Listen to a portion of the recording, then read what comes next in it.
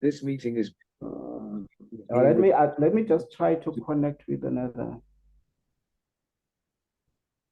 Yeah, are we going to give you a minute or two to try and do that? Okay, it's fine. Yeah, okay, it's fine. Okay, we're going to see how it goes. So we've started recording. I'm going to read a poem to introduce you. And this is by a poet that I'm sure you will also know and love, Ayanda Billy. And this poem is called All Your Tears. The kitchen is deserted, and the house is nothing, just a vanished song, a broken broom in the corner, an old smell of lavender polish from the tile floor. In the yard, a man without an ID, a man soaked by all your tears, a man from your semen who cleans houses around the township, drags dead dogs and donkeys that the municipality leaves to rot to a dumping site. He is no man to anyone except to you. He is your child. Just for once, speak to him. Speak to him even in his sleep. Invade his dreams. Tell him the world belongs to him also. And with that, please unmute for a moment and give a warm hand.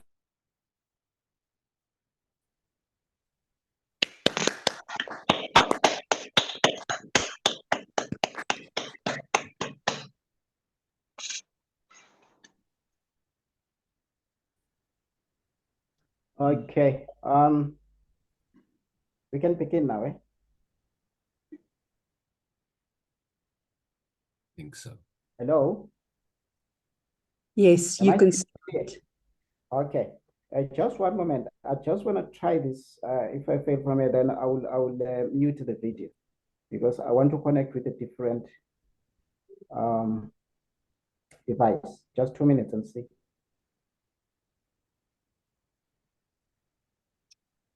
Sorry about that technology.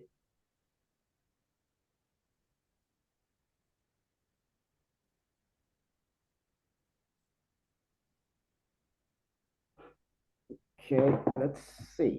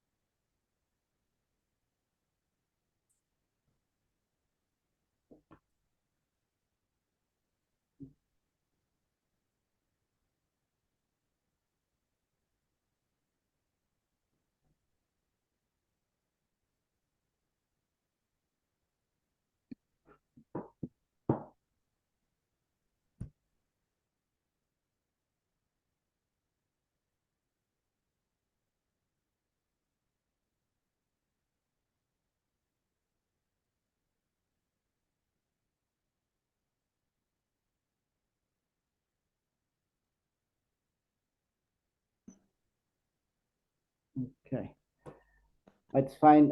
Let's see if it works. I hope it will improve, ne? If it doesn't, then. Okay. Okay, thank you very much, guys, for inviting me again. It's been a while. It feels nice to be back again. Thank you very much to everyone that has been able to join us this evening. So I always say it's always tricky to formulate a reading set for you because I've been part of this family for quite some time now. So sometimes I'm not sure if I'm reading something that I've shared before. But what I've tried to do with this particular set is to, as you know, maybe people that have actually been reading my work will know that my work is always the lens is always pointing outwardly in terms of what is happening to society out there. So what I've tried to do with this particular set was also to bring in poetry that is also pointing inwardly in my own inner world, so to speak, in terms of trying to create the spaces in life and all that. Yeah, so the poems here, I've grouped them in terms of themes, so whatever that means. So the first part or the first group of poems are poems that are pointing inwardly. And then I think there'll be poems about, one or two poems about nature. There'll also be poems about love, whatever that means. And then the last section will be poems that are pointing outwardly in terms of what is happening in society, which is normally the kind of work that I write. But also there'll be work where I'm pieces where I'm trying to experiment with certain forms where I'll not be sure whether to call it a poem or so, but you will be picking a lot of pieces that have dialogue as well. Yeah, so basically that's how I have formulated this set. Let's do poetry. Those who have been able actually to attend my readings, I normally don't introduce poems. I just read and roll to another poem. I'll just introduce a poem if there is a context that I want to highlight. Days are plotting.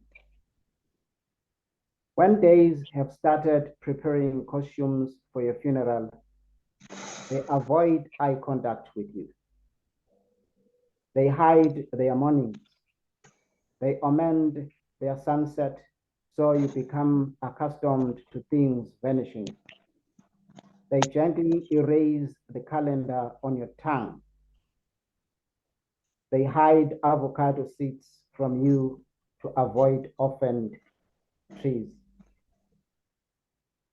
They add coffee. They add coffin mahogany into your coffee and bring molehills to your doorstep, so you get used to mounds of earth. They start paging your notebook to select the page on which they will scribble your eulogy. They send dead upokopoko leaves twirling past your veranda chair like ballerinas to give you a hint that death is neither error nor tragedy.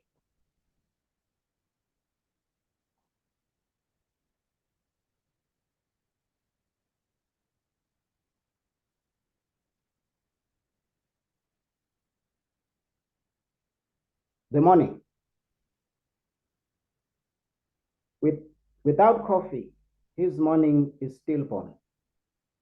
He has no instruments, no notebook, no mast to sail through the day. He growls, scratching his head like a madman fiddling with stuck windows on his skull, trying to let free the demons in his head. He counts nuts that drowned in his leftover wine. His cell phone rings. He strangled it. He strangles it.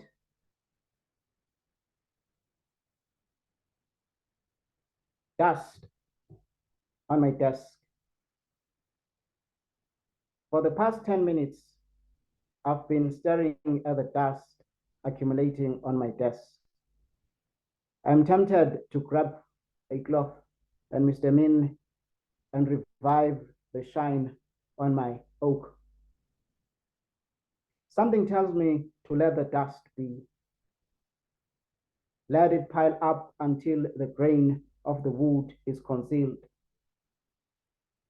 I have to resist the temptation of scooping it with the tip of my middle finger.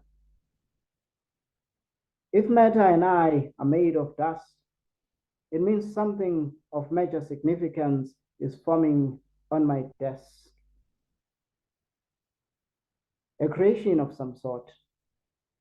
If I can be patient and wait for its unfolding, I might see the completion of its dimensions. But what if I die tonight?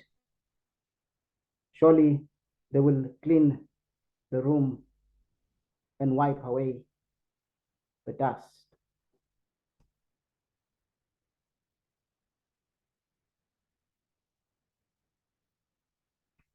Trips to the gate. He is leaning on the gate a few meters from his house. This is the furthest he can go these days. He calls these trips interstellar travel. He applies gloss polish on his cane walking stick before taking these trips. He dresses to kill when he takes these trips. He can hear the squeak of the rusty gate under the weight of his frail body. Maybe they share the same tragedy with the gate. A borrowed strength that started leaking since the day it was dispatched. He can hear the snapping sound of his bones under the weight of the sky. Maybe he knows that the sun has been leaking energy since the beginning of time. Like every star, one day in a distant future of light years, the sun will go supernova and die. For now, he wonders what will be the color of the sunset on the afternoon of his funeral.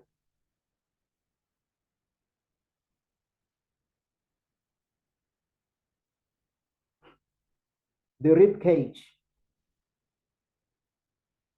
I tell them I don't write my poems from the skull.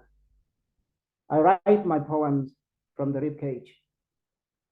I prefer my poems surging up like bubbles of a soluble pill. I like to feel them clinging on spongy walls of my lungs like house geckos. What I don't tell them is that sometimes in madness and frustration, I bang my ribcage on the dressing table like an empty body lotion container until the last creamy spit of weight or line hangs itself on my palm. If necessary, I tear my chest open like a box container of finished ultraman, looking for last leftovers and residue of poetic delicacy. Sometimes I press and squeeze my rib cage like a tube of depleted toothpaste, hoping for the last lazy spew of stanza fluoride. I press and squeeze hard until I choke to near death.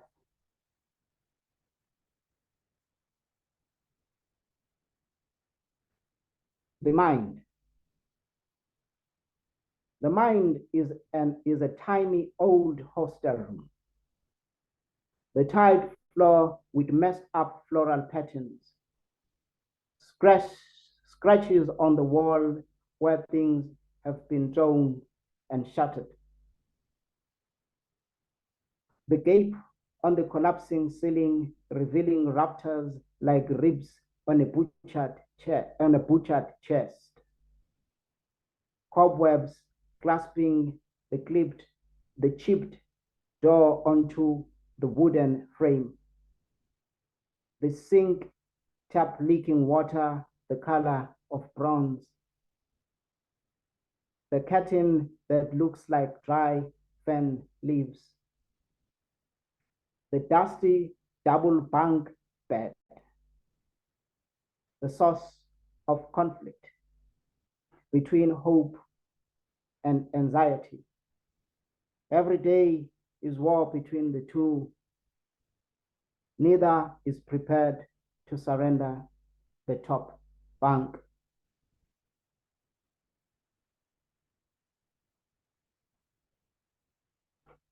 My poems.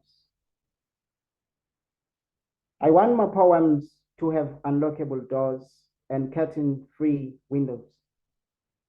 I refuse to turn my poems into fortresses, into lines between laser sensors. I want my poems to be accessible like a bus stop shelter, where one can wait to begin a journey to a distant lover, where a homeless man or woman can sit and sleep, going nowhere.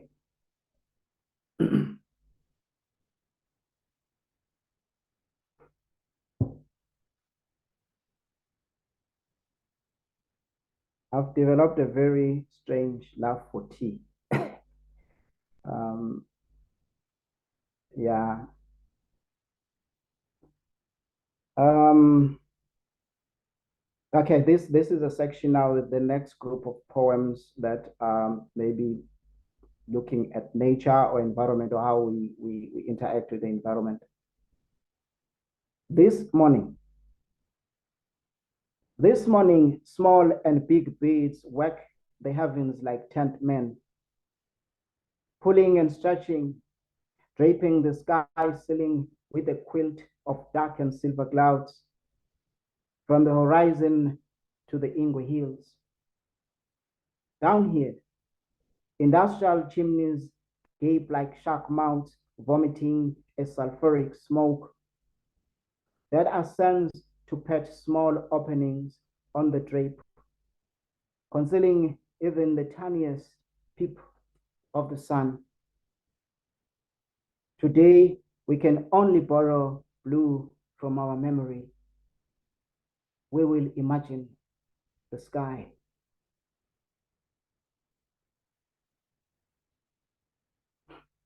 The sun to the moon. Moon, little friend, little rock. You've been hiding in your old gray rag these days. The sky denying your existence. Tonight, I shall borrow you this clock of light, the brightest I have in my closet. Go to the night stage and shine like you own the skies. I'll be a backstage, not to steal your moment. Let them praise and awe and say, oh, look at the moon. Look at her dazzling light. And don't you dare reveal that the light belongs to me.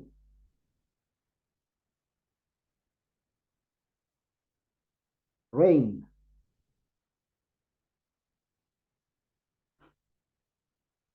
It is raining here in the city. Not like the way it rains in my village. Here, the rain feels like it has been summoned against its will.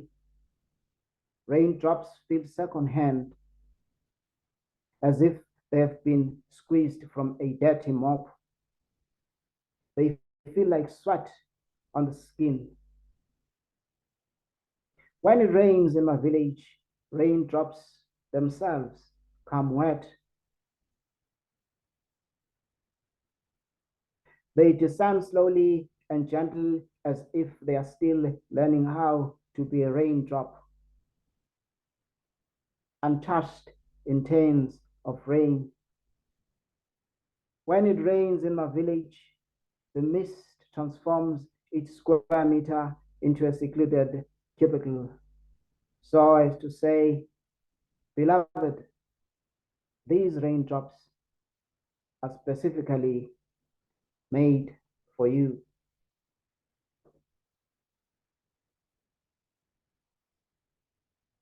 Okay.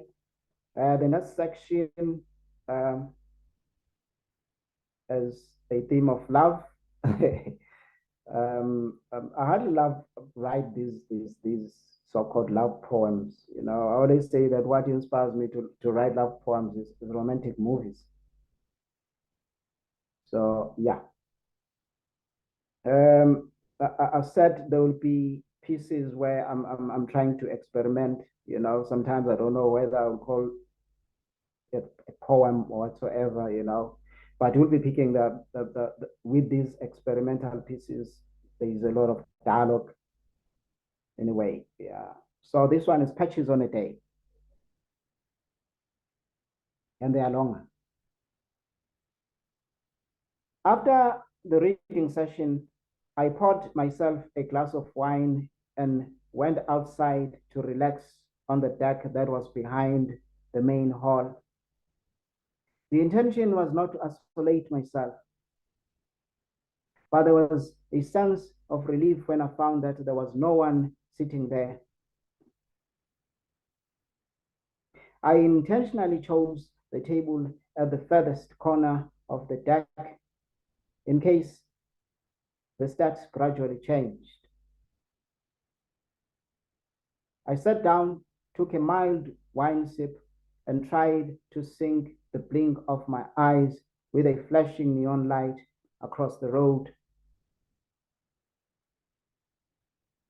My solitude soak was suddenly disturbed by a voice. Mr. Makhanya, do you mind if I join you? A white lady in a blue floral dress approached. She quickly cut short the life of a cigarette and left it in an ashtray on one of the tables. You can join me, I responded, pointing at the opposite chair. It sounded strange for a stranger to address me by name without a one-on-one introduction. She carefully pulled the chair, making sure she didn't spill the wine. I then noticed that in her other hand, she was clutching a copy of my book. As a writer, there's always a cringy feeling when you see a stranger carrying your book. It once happened at a shopping mall in Richards Bay. I fainted and fell flat on the alley floor. Well, that's a story for another day. As the white lady circled on the chair, I felt an atom quantum leap flash. I was not sure whether I was sitting on a chair or I was in someone's hand. She gently placed the book on the table. For a moment, I was tempted to stand up, whisk the book, run away, and disappear behind the reeds. How did I allow this? I thought to myself. How did I allow strangers to carry the eerie shadows of my heart so nakedly? Why did I betray my pain? I'm Carol Mitchell, she said. Mr. Makhanya, thank you very much for sharing with us your story, your truth. Her voice was raspy, but somehow it sounded like cotton wool bouncing on marshmallows. She picked up the book and started to read one of my poems, My Father's Blazer. After reading, she took a deep sigh and stared at me without saying a word. Her blue eyes emitted things I only saw in Hubble Space Telescope pictures. Tear-eyed, she didn't blink.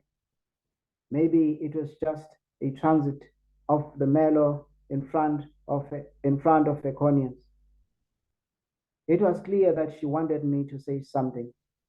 She wanted me to elaborate. I then tried my best to represent my work. I was afraid that my village English will betray me. Every word I uttered was like Kleenex, trying to wipe the generic suspicion and criminal form oozing through my melanin. Keep eye contact. Don't drop your eyes. I kept reminding myself the golden rule. You have transformed your pain into literary magic, she reacted. Then she complimented the beautiful weather. She complimented the tropical print on my white t-shirt. That tropical print pulls this magical weather and extend it onto your chest. She spoke with a beaming smile. She asked me about the wine I was having. For a moment, I prayed for a gust of wind. There is something musical and poetic about a white woman in the wind. Carol, a female voice, called from a distance. We better join the other guys this side. It must have been one of her friends. Oh gosh, Carol growled faintly. Excuse me, Phelelani. Would you mind signing the book for me? She spoke politely as she stood up, preparing to leave. I signed the book, stood up, and handed it to her. I wanted to reach out and shake her hand. No, I'm lying. I wanted to hold her. I wanted to hold her tight, like bark committing to a tree trunk. I wanted the close inhalation of cigarette and wine scent. I wanted to feel the beautiful violence of smoke and vines. But I froze. I couldn't stop imagining her shrinking and rolling back into a spiral like a millipede, fearing that I was gunning for a handbag and a cell phone.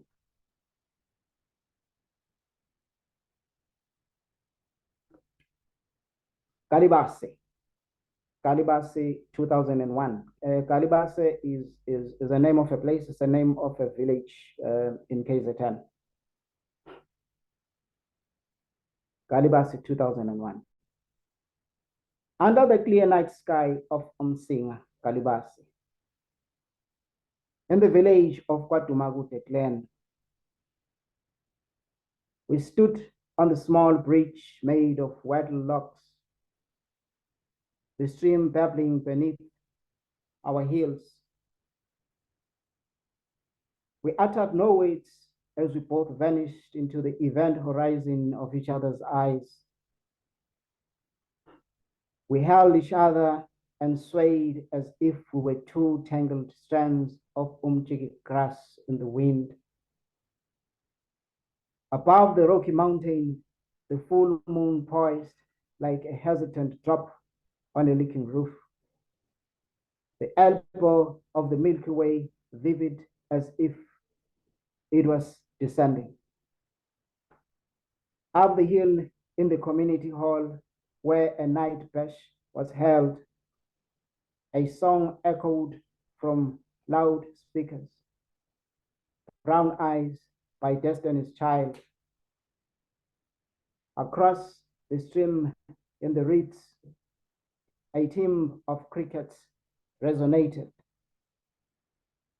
Oh, how I wish I could return to Umsinga Kalibase in the village of Kwatumagute clan.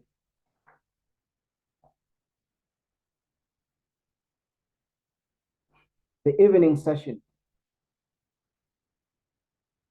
After the evening poetry session, we gathered around the finger meal table.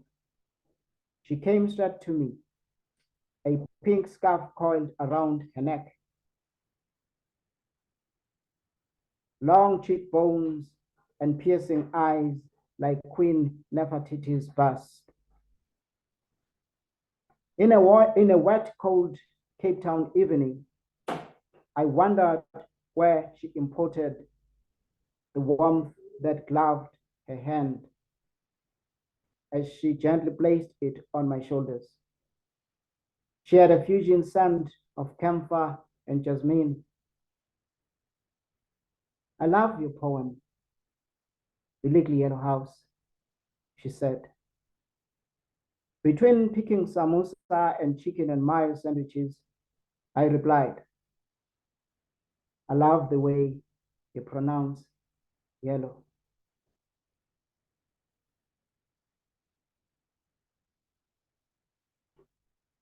Wood and jazz. When a woman says to you, I love the sound of your voice. I would love to sit in your presence, bask in the glory of your being, and simply watch you exist. I want to be a true lady when you are a cover of words and smell the naked wood of language in your skin. Tell me, do you smell like the coffee that you constantly drink? She says this in a voice that enters your ears like a crawling silk ribbon. She says this in a language that transforms your whole body into jazz. She says this in an accent that holds you like a violin. When a woman does this to you, is it naive and risky to call her home? Is it risky?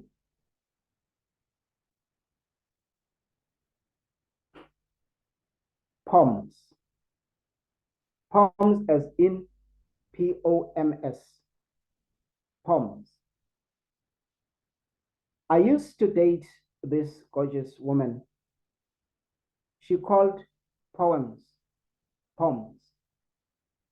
I like that. I found it sexy. She would ask, sweetheart, how many poems have you written this month? She will say, babe, may I read your new poems? Then she will stare at me, biting the lower lip. Before I give her my poetry notebook, I will kiss her deeply as if I had discovered God on her lips. I will make love to her like sea waves compacting sand at the beach.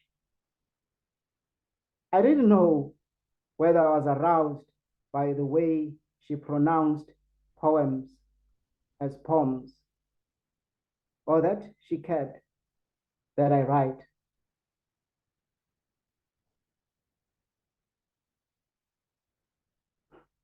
Yeah, so this is the last section um, where the lens is pointed outwardly on what is happening uh, in the societal space.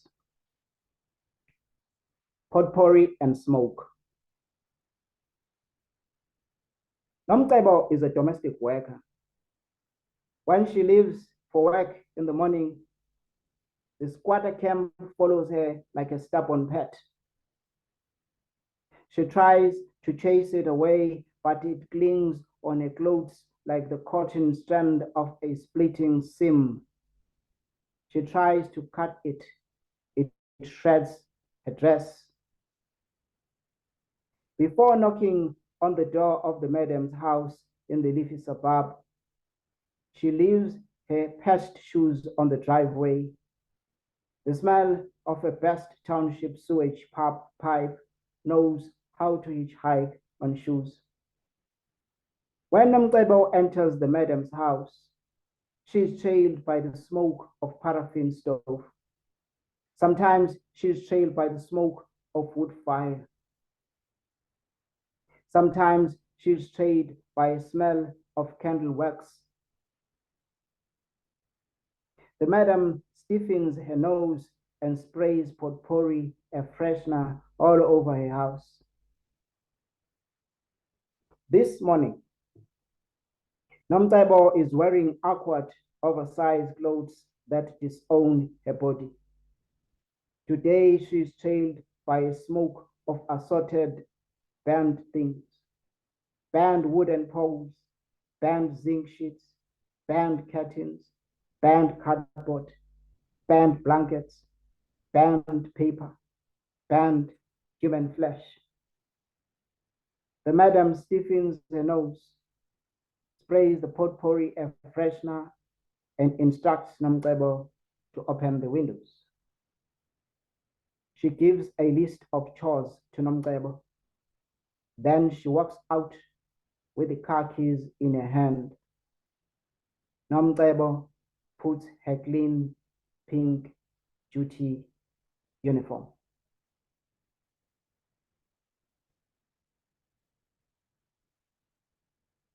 Till queues at Spa. At Five Ways Mall Spa, the light and all machinery go off. After a few seconds, everything switches on again with all sorts of beeping sounds. The load shedding backup engine has kicked in. The only thing that has not switched on is the music that was playing on the public announcer speaker. The song Another Day in Paradise by Phil Collins has been muted. Cashiers wait for the tills to reboot. The silence is sudden, strange, and thick. People in the till queues have suddenly transformed, as if they have been laced by this silence. No coughing or clearing of throat, no soft picket fenced conversations between couples. There is an aura of calmness about these people in the queues, as if they are no longer bothered by waiting, a behavior untypical of people. It even feels wrong to call them people.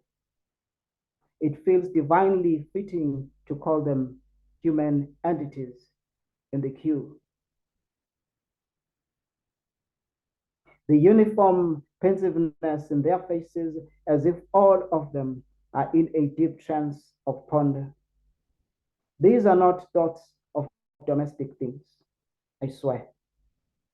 Like what to cook for supper, or whether or not to go to the gym, or whether to pay by cash or card.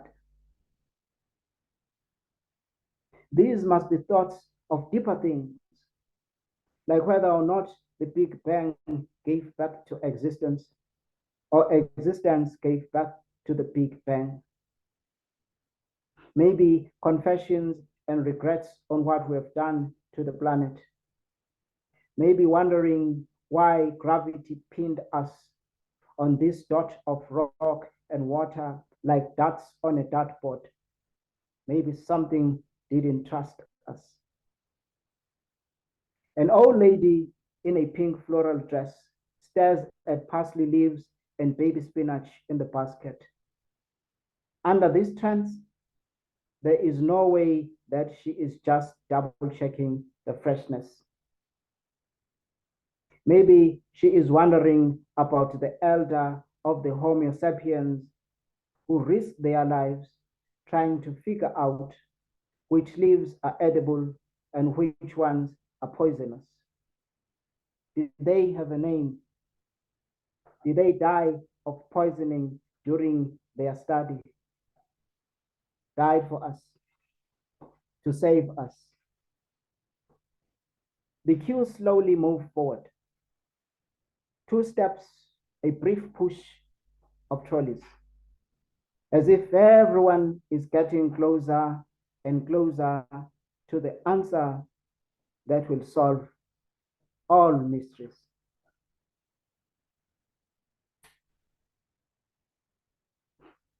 Taximan. On the elbows of Mbangeni town, there is a park behind engine garage where taximen from Newcastle park their taxis in the evening. The intention is to get the early loading slot to Newcastle the following morning. The taxis are also B&B outlets. On a Sunday afternoon, a taximan is carrying a 2-liter Coke container filled with water for his evening bath. With the other hand, he keeps his eyes gazing towards the sunset. He asks other taximen, "Lishona ngakuphi ilanga Newcastle?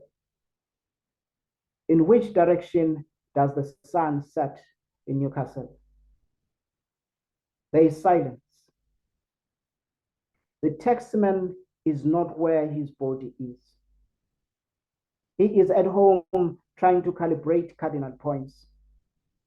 Sunday sunsets are not like other sunsets.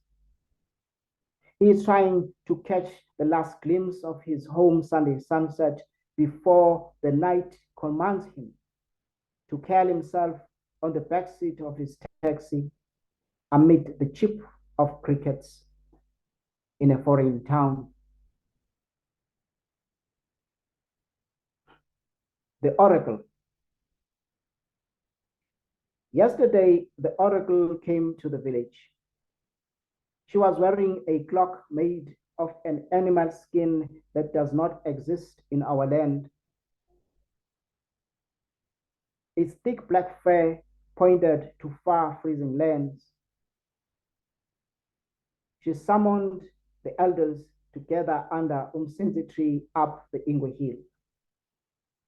She told them that she had come to deliver a message that was transmitted from the constellation on the edges of the universe. They asked her where she was from. "I am from nowhere. I am from everywhere," she replied. "But I have seen lands where men make bonfires with skeletons of women." She instructed the elders to send young village men to a waterfall. "They must remain there," she said. "They must soak in the water and cry for 7 nights and 7 days," she added. Hearing this, the elders chased away the oracle. They threw at her animal bones and cow dung. She had brought bad omen to the village, they said. "A crying man brings shame and darkness to his people. A crying man invites apocalypse." Before she disappeared between the foggy mountains, the oracle turned and spoke. "A human body is made of dust and water. Yet the bodies of your young men are made of tears and fossil fuel.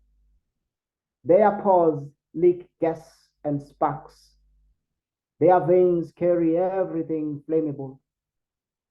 One day they will marry your daughters and take them to homes made of dry thatch."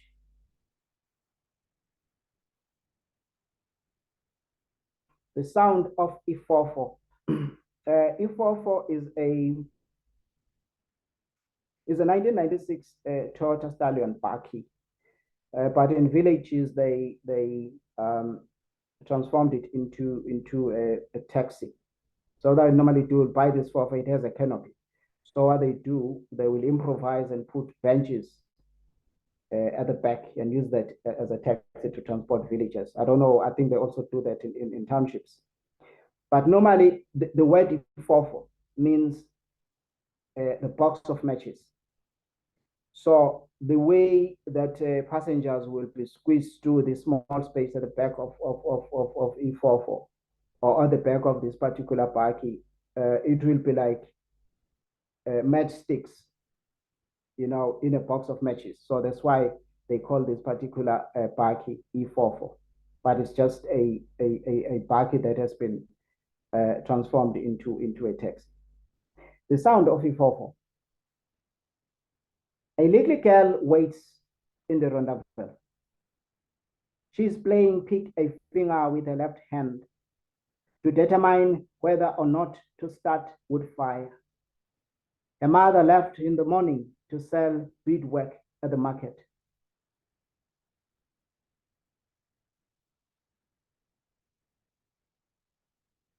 In the afternoon, she hears the sound of ifofo. Coming up the khaki gravel road, the ifofo canopy rattles against the bin. She listens deeply as if the sound of ifofo can reveal the news of the day. Does the canopy rattle softly if the mother has failed to make a sale? Does the canopy rattle loudly if the mother has been able to buy cabbage or meal? The mother gets off from ifofo. She walks towards the homestead. The little girl is afraid to peep and confirm. She listens intensely to her mother's footsteps. Is the mother lifting her feet with oomph? Or is she dragging her slippers in a snail cadence? The girl listens carefully if there is any sound of a plastic bag accompanying her mother's footsteps.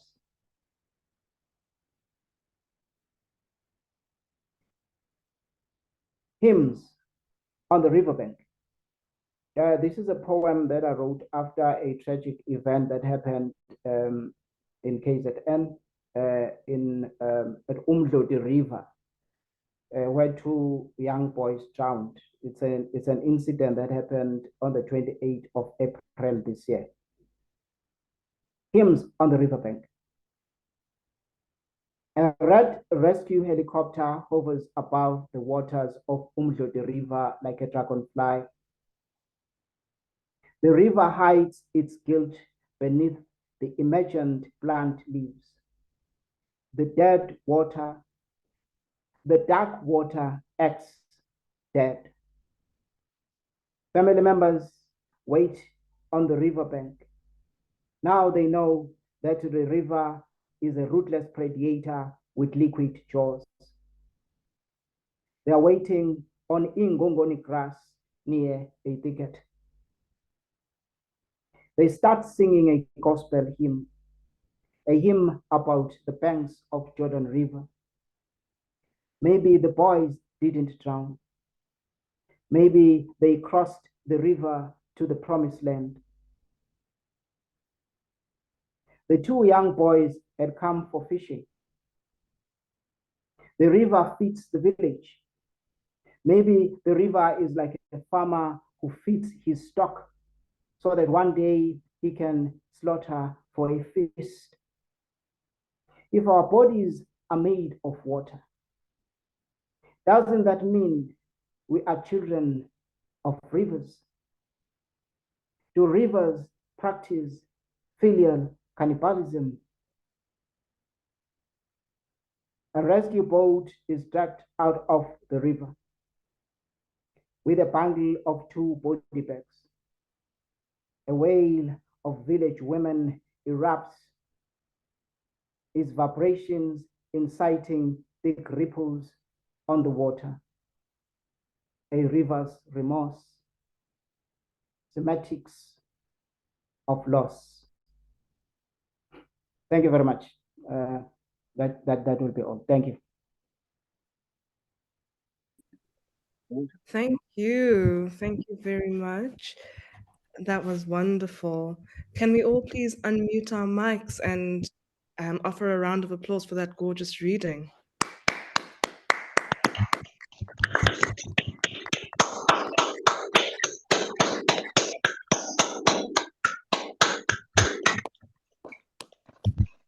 Wonderful. Thank you. Thanks a lot. Thank you so much, Phelelani. That was wonderful, my brother.